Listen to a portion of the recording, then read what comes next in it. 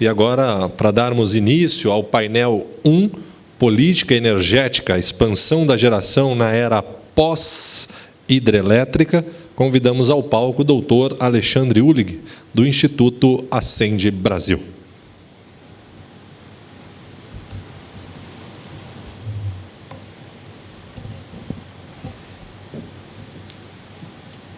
Sucesso, Alexandre. Você já está familiarizado aqui, né? Espero que sim.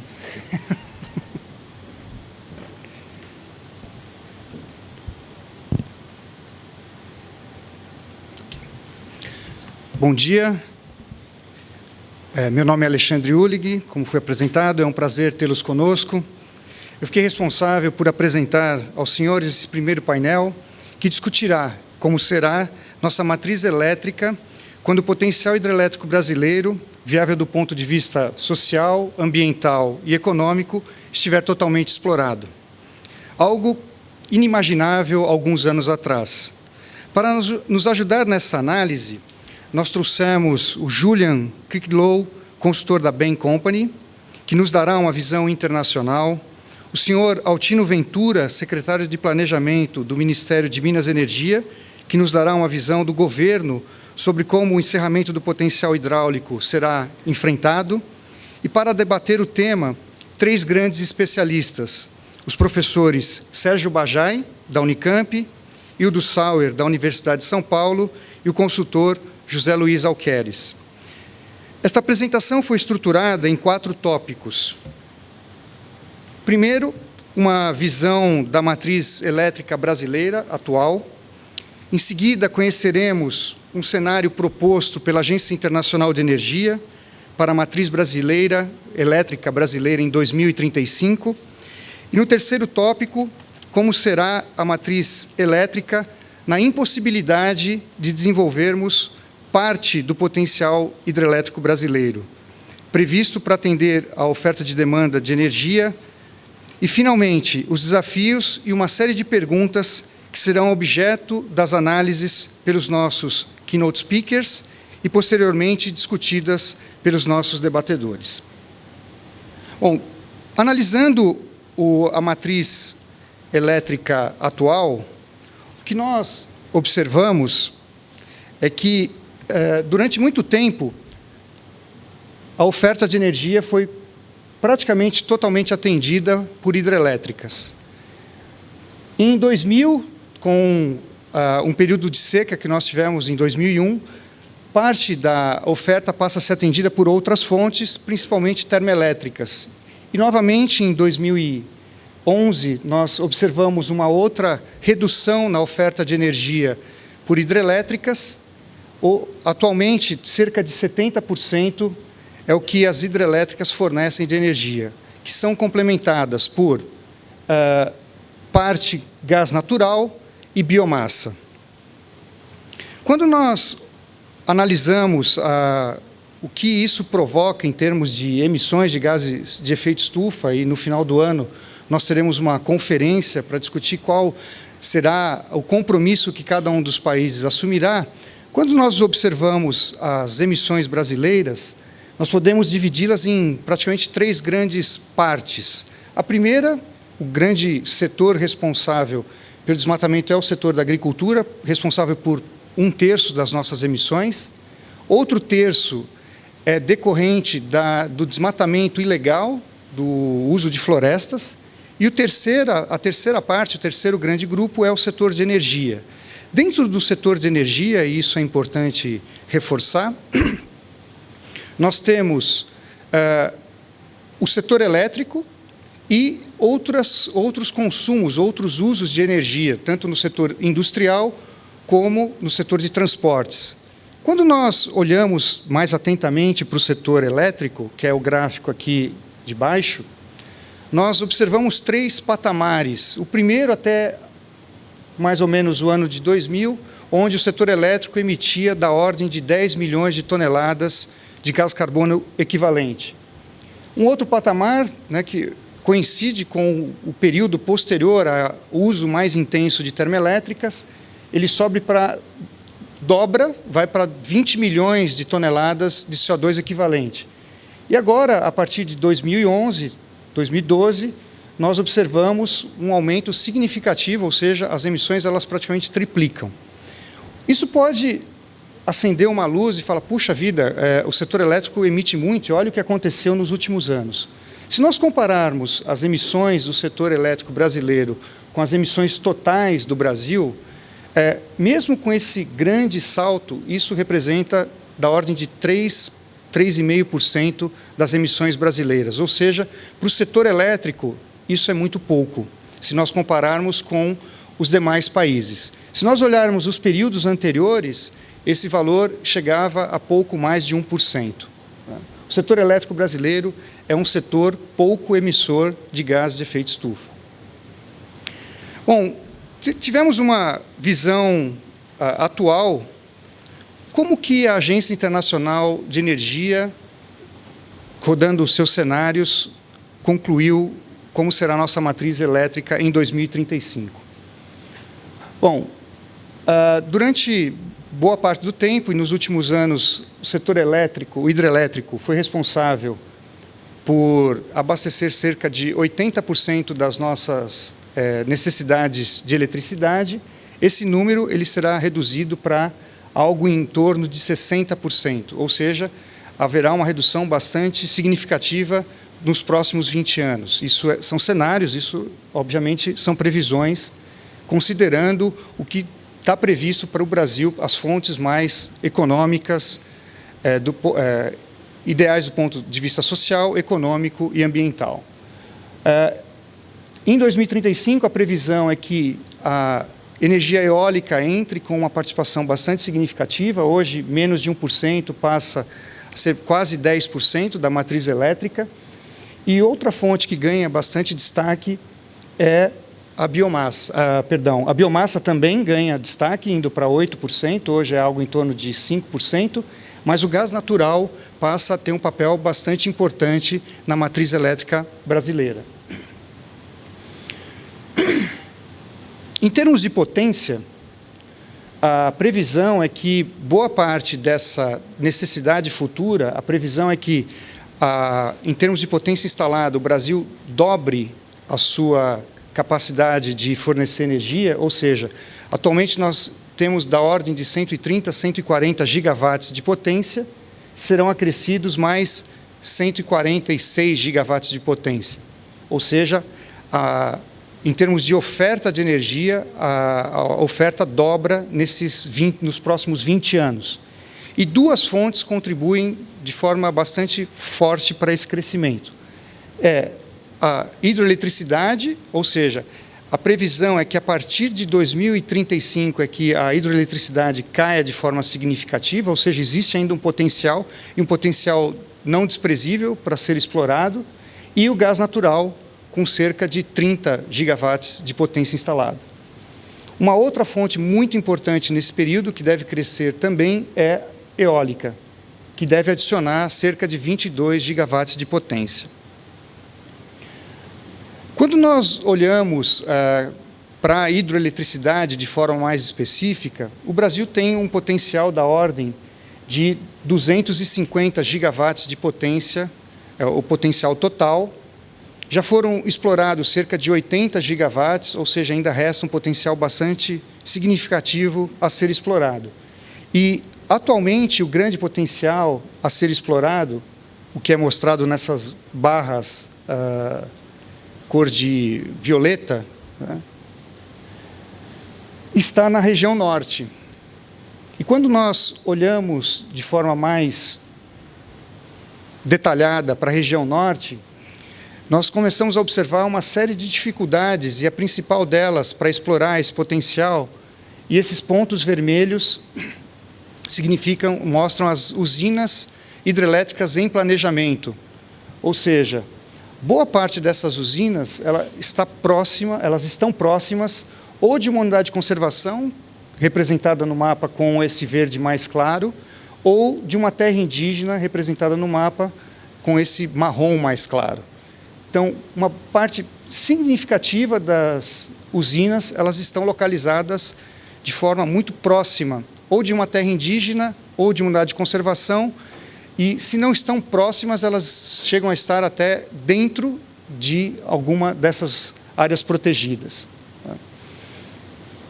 Bom, um outro cenário que a Agência Internacional de Energia analisou foi prevendo que essa totalidade do que foi previsto num dos cenários chamados políticas novas não fosse totalmente explorado, ou seja, havia uma previsão de cerca de 70 gigawatts em hidrelétricas até 2035. Bom, e se isso não acontecer em virtude dessas dificuldades que eu acabei de mostrar? Então, só olhando para o cenário políticas novas, que estava previsto um aumento da ordem de 70 gigawatts em hidrelétricas, nuclear e carvão mineral entrariam com cerca de 9 gigawatts. A participação de renováveis, embora haja uma redução da participação em hidroeletricidade, a participação de renováveis ela permanece elevada na matriz elétrica, da ordem de 80%. E as emissões do setor elétrico, totais, que hoje são da ordem de 55 milhões de toneladas de gás carbônico equivalente, passariam a ser da ordem de 94 milhões de toneladas de CO2 equivalente. Ou seja, a previsão é que as atuais emissões do setor elétrico praticamente dobrem. Em termos de intensidade de emissão, ou seja, a quantidade de emissão por energia gerada, haveria uma redução. Nós vimos nos slides anteriores, eu acabei não chamando a atenção, mas chamo agora, que as emissões, a intensidade atual é da ordem de 94 gramas de CO2 por quilowatt-hora gerado. E em 2035, a previsão é que esse número caia para algo em torno de 87 gramas por quilowatt-hora gerado. Ou seja, em termos de intensidade, esse número se reduziria. Nós vamos gerar mais energia elétrica emitindo menos, né, por unidade de energia. Bom, quando nós analisamos o que significa essa redução da ordem de 20 gigawatts de potência, que significa uma redução da ordem de 70 terawatts-hora, o que vai suprir essa redução em hidrelétricas são diferentes fontes: carvão mineral, nuclear, gás natural, eólica, biomassa, solar fotovoltaica. E cada uma delas tem um fator de capacidade, ou seja, uma importância relativa com relação ao que vai fornecer de energia, né? Uma coisa é instalar as fontes, instalar as usinas, a outra é o que efetivamente essas usinas produzirão de energia. E qual a consequência dessa redução da ordem de 20 gigawatts de potência? As emissões do setor elétrico elas devem aumentar da ordem de 80%, ou seja, se nós estamos trabalhando com algo em torno de 94 milhões de toneladas, 80%, isso vai para algo em torno de 160 milhões de toneladas. Ou seja, hoje nós estamos em 55, não explorar esse potencial hidrelétrico aumentará significativamente as emissões do setor elétrico brasileiro. Em termos de intensidade de emissões de gás de efeito estufa, isso vai representar algo em torno de 15%, ou seja, em termos de intensidade, nós teríamos uma redução não gerando, não construindo parte desse parque hidrelétrico, isso vai ser compensado e nós chegaremos a uma intensidade como nós temos hoje, da ordem de 100 gramas de CO2 por quilowatt-hora. Em termos de participação, e isso é o mais interessante, se nós olharmos a matriz elétrica, a redução vai ser da ordem de 2% a 3%. Ou seja, na matriz elétrica, o Brasil vai continuar com uma forte participação de fontes renováveis. Porém, do ponto de vista de emissão, haverá um aumento significativo. Bom, o que precisa ser feito para alcançar uma matriz elétrica que maximize segurança energética, custo, preço baixo, tarifa baixa para o consumidor e mantenha uma baixa emissão de carbono? Esse é o grande desafio da nossa conferência, o que nós pretendemos discutir com os nossos debatedores. Mas alguns desafios importantes. O primeiro é relacionado à inundação de grandes áreas. por reservatórios. Esse debate aconteceu de forma bastante intensa na década de 80 e 90, e o Brasil acabou optando ou abrindo mão de parte dos reservatórios, né, e construindo usinas a fio d'água. Essa discussão, em algum momento, embora não haja um potencial grande de usinas com reservatórios, essa discussão precisa voltar, porque é onde seria possível acumular parte dessa energia que seria gerada em fontes intermitentes, como eólica e como solar, e até biomassa. Um outro paradigma que precisa ser rompido é relacionado à construção de empreendimentos próximos a terras indígenas. Ou seja, hoje existe uma restrição do ponto de vista constitucional e vários empreendimentos que têm algum tipo de interferência em terras indígenas não poderão ser desenvolvidos enquanto esse artigo da Constituição não for regulamentado. Então, isso é importante que inicie um processo de conscientização, de conversa, de diálogo com povos tradicionais. Com relação à emissão de gás de efeito estufa, o desafio do Brasil, diferentemente de outros países, que é reduzir de forma bastante intensa as emissões decorrentes do seu setor elétrico, o desafio do Brasil, e não é fácil, né, é aquele desafio de quem está no peso ideal e precisa manter aquele peso, e a gente sabe que depois de uma idade isso não é simples, né? O Brasil está nesse desafio, ou seja, precisa manter as baixas emissões de carbono no setor elétrico.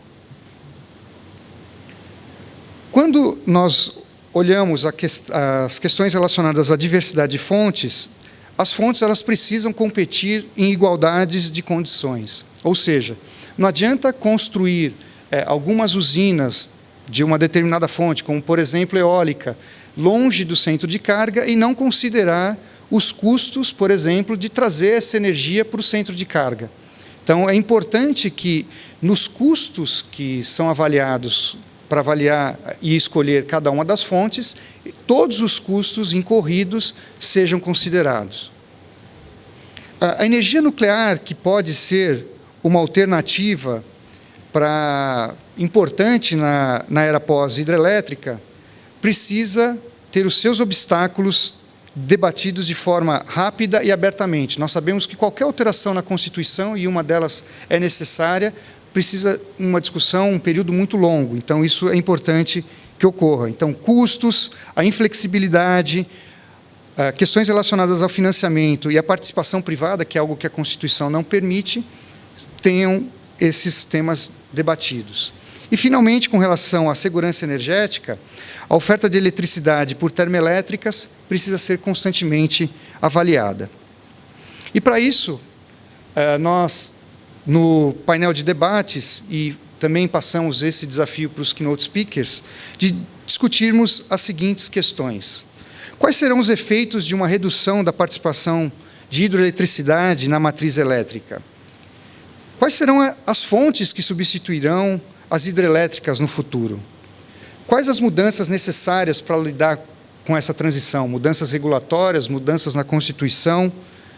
Como isso afetará o planejamento, principalmente da operação do sistema elétrico? Haverá um aumento significativo de fontes intermitentes, como eólica, geração distribuída, e isso aumenta um desafio de forma significativa, tanto para o operador como para as distribuidoras.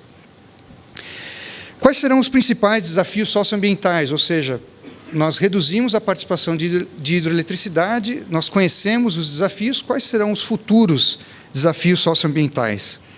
Como ficarão as emissões de gás de efeito estufa? Ou seja, uma matriz elétrica renovável não é garantia de baixas emissões. E qual será o impacto sobre a tarifa de energia? Então, são essas questões que nós retornaremos para debater com os nossos convidados. Bom dia, muito obrigado.